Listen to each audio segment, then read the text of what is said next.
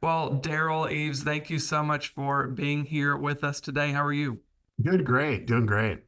Well, I'm glad to have you here to talk about the next chapter, the next season of The Chosen, which hard to believe is right around the corner. Season 4 was such a stunning success. We've just wrapped, or y'all have just wrapped filming for season 5, which won't be coming out for a little bit. We've got a little bit of a wait.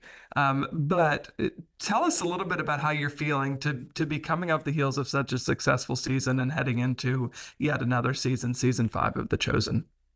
Trey, it's pretty surreal, like every day to think about where we're at, based on just 7 years ago when it was just an idea, and it's just been a beauty to watch, the content really impact lives across the world in so many different ways. And when Dallas and I first started the show, we had a huge passion to really showcase an authentic Jesus, like a Jesus that wasn't just stoic and just kind of a stained glass window Jesus, but someone that had real friends and family, and you could see him in relationships, and you could see the full side of who he is and how to bring in humor and also really important messages. And so for us, just seeing that played out and seeing how the writing's improved, how the production design's improved, how the acting's improved, I think we've really settled into excellence. I really do. And I think season Mm. 4,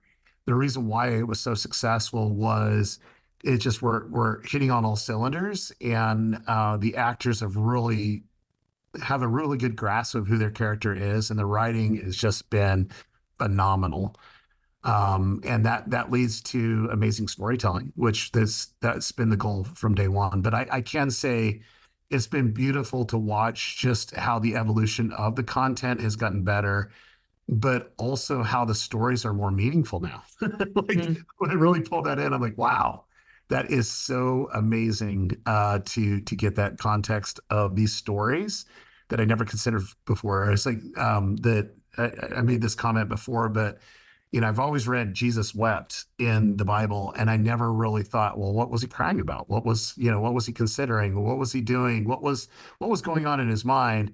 And, the plausibility of what our writers wrote about is like, here's the moments, he's seeing the writing on the wall. He's seeing where, things are being put into place, and he can see that, his followers are not ready yet, and it's just this weight of his mission and his goal just kind of rested on his shoulders. And it's just beautiful to watch these things. And then too, it gives me context, to go deeper into the Bible and really, just see it in a different light. Yeah. For people who don't know, Derral, you're one of the executive producers and you're also the chief strategy officer for The Chosen, social media, YouTube. These are things that you were familiar with long before your work with The Chosen. It's something Right. you've built your career on, as far as strategy and marketing and promotion and all of that content creation and everything that comes with it. And I know that obviously The Chosen has been around now for years and has been with us through many different cultural seasons, some difficult and some not as difficult. And we're heading into what is certain to be a tumultuous election season. Yep. Season 5 is going to be premiering likely when we've inaugurated a new president. Talk a bit about how The Chosen has resonated despite America in particular, but other countries around the world where people are watching this, going through some pretty tough things culturally, and this show really speaking to those things Yeah. indirectly and sometimes even directly. Well, Trey, from the first season, I realized there's a lot of similarities of first century Judea and the world that we're living in today. There's oppression, there's racism, there's hatred, there's infighting, there's wars, rumors of wars. There's a lot of starvation, both physical and spiritual. So you have all these similarities that are there. And what was beautiful was the end of the first season of where Jesus actually started his ministry and who he actually, revealed himself as the Messiah. And seeing kind of those moments, the woman at the well and going into Samaria and starting his ministry, It brings me a lot of hope because what was needed then in first century of what Jesus taught is what we need today. And there's not a lot of people that are just craving just a brand new, just to get the Bible. But if this could help them start learning the stories and start learning about the man and going deeper into the meaning of his message, I believe that's going to get them to want to go to the Bible and get in on their knees and go to church. I think that's going to be that mechanism to be more curious. Well, was that really in the Bible? Was it not? Then you go into it and start to really hear the word because we're just a TV show and the Bible's the Bible, and for us, we just want to let the world see an authentic Jesus, and the Spirit will lead them where they need to go. Yeah.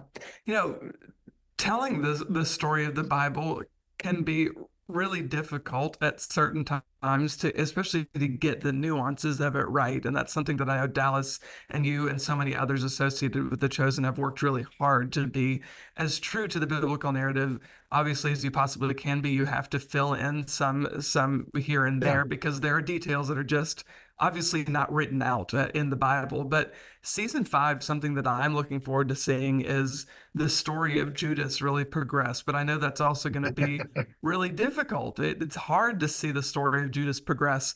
Talk a little bit about that because obviously, spoiler alert, we know what's going to happen with Judas. Yeah, we do. But those are difficult things to film. So talk about that. Well, let me tell you about. I want to address it about when we decided to go to Jerusalem and do some preparatory work. We were going to shoot some videos to let people know, and Dallas just basically wrote some of the scripts for season 1. Got with the writers, and they did the whole retreat. And they were about, I don't know, 80% there. And when we were there at the Holy Land, it just changed everything. It became more real. Walking where the disciples walked, going to the Sermon on the Mount of where it could have been and reading the Sermon on the Mount. It just was beautiful. And we just went to Magdala. They just unearthed the first century synagogue that was there. And we were just walking on the mosaic tiles. And it was a moment where Dallas kind of just got hit to the core of how important these people that he's writing about was to Jesus, how these disciples were really his friends and he loved them so much. And he needed to rethink a few things. And I think God was speaking to him specifically, not only on that day, but other days of getting it right. And I asked him very specifically about that event and about certain things. And we had a conversation about Judas, and I've always felt like Judas was misportrayed. He was a follower, a devout follower. Jesus chose him, and he wasn't really portrayed right in history, and so it's really fun to see what could have been plausible, and a different path, because I truly do believe it sets it up in season 4 that Judas is a true believer. And he believes that the Messiah is going to do this, which he doesn't understand what the Messiah is all about. And it's just a misinterpretation on his part, and it causes him to go down an interesting path. And that's what I love about the show is, the writers get to talk about plausibility. What could have been plausible leading up to this moment? What could have been plausible, going down this path? And what are the outcomes? And I think that's what we have in everyday life. We make choices, and then there's outcomes, and we get to see things differently through the outcomes from our choices. And so just having the writing there and then going into the Holy Week is beautiful. But I think we're going to see humanity at its finest and at its worst.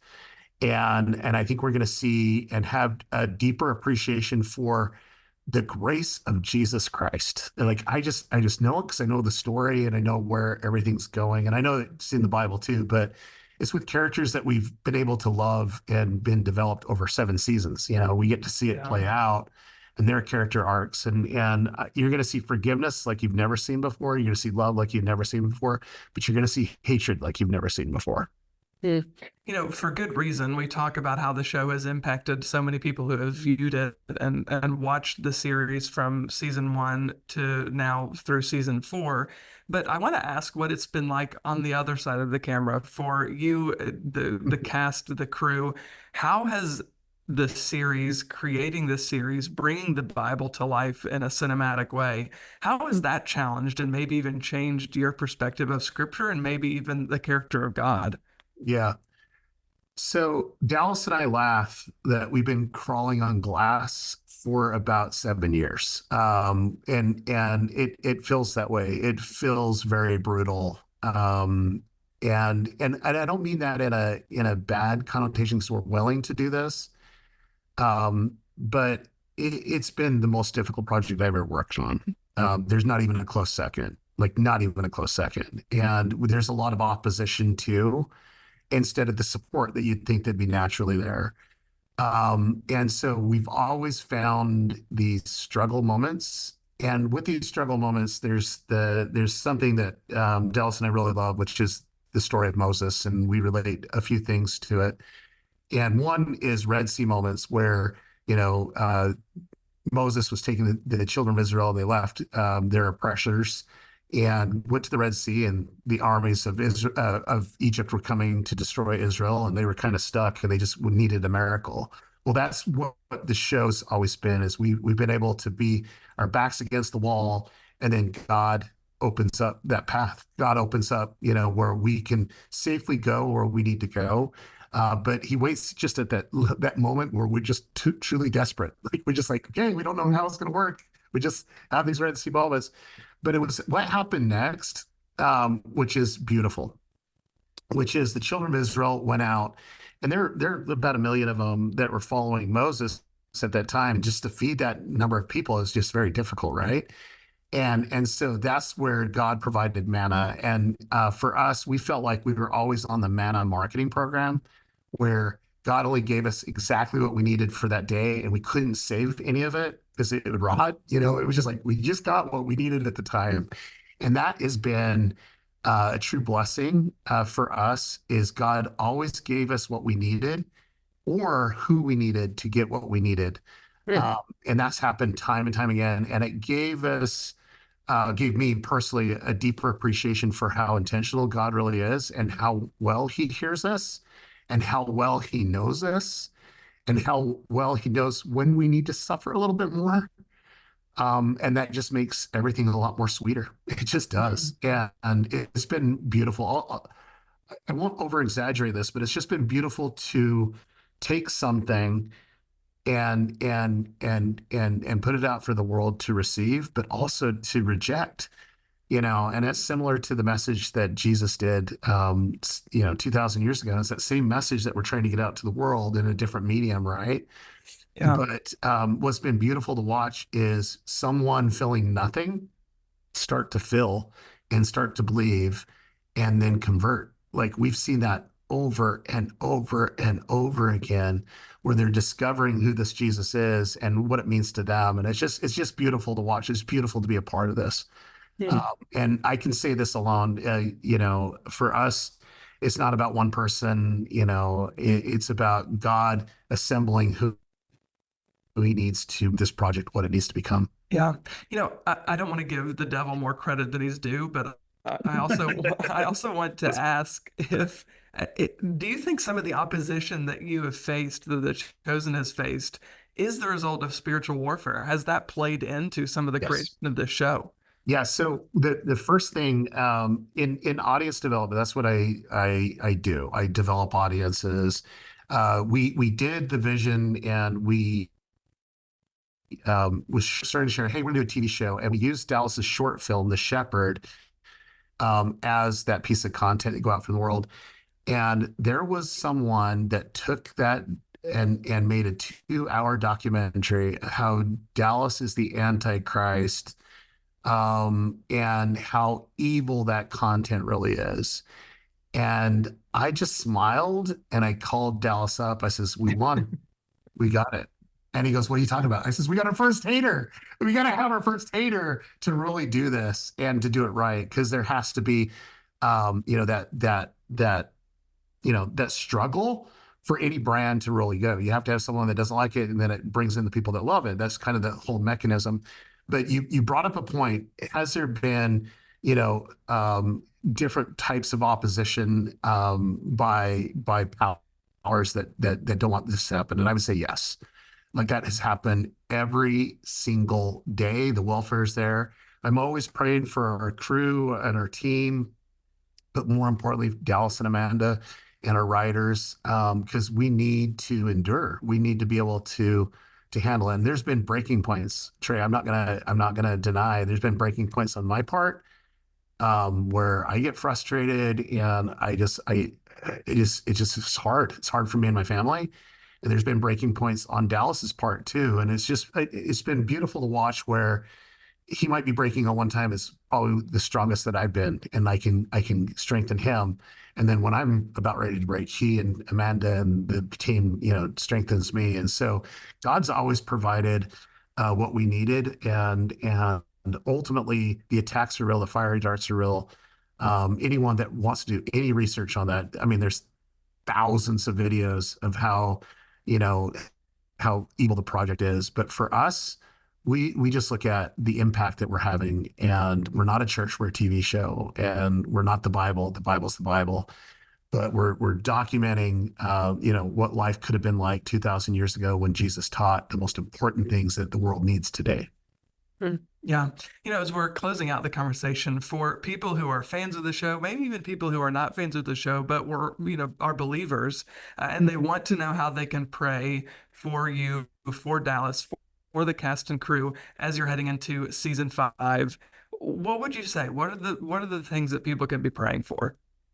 I think praying for our protection from ourselves. I think that is beautiful. I think as anything has success, we start to see the world differently.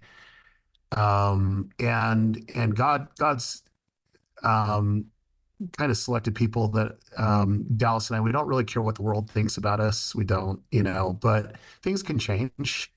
And we just want to keep it pure for the intent of what we started. And I think too, secondarily, the impact, we're trying to get this translated into 600 languages because we want the impact to be global, not just in the United States. That's not our heart and not our desire. And so, God's inspiring people to be a part of the project to help us get it translated to where it needs to be, which is great. We have an amazing foundation, Come and See Foundation, that has spearheaded all this of getting it out globally, which we can't do it with just on our own. It's just been beautiful to be a part of this, beautiful to watch. But I would say those prayers of getting this out, because as people are, different people are being touched, and this is more the younger generation is starting to see this, and I think I truly do believe that there'll be another Jesus revolution of followers coming in and hearing His word and helping the world, you know, get to that next stage of really understanding who Jesus really is. Yeah, yeah, amen. It couldn't come at a better time, right? I think Yeah, so many people are searching, and Jesus is the only eternal answer. So I'm grateful for amen. the work that y'all are doing, Derral. Thank you so much for joining us and talking a bit about what's to come with The Chosen. Thanks, Trey.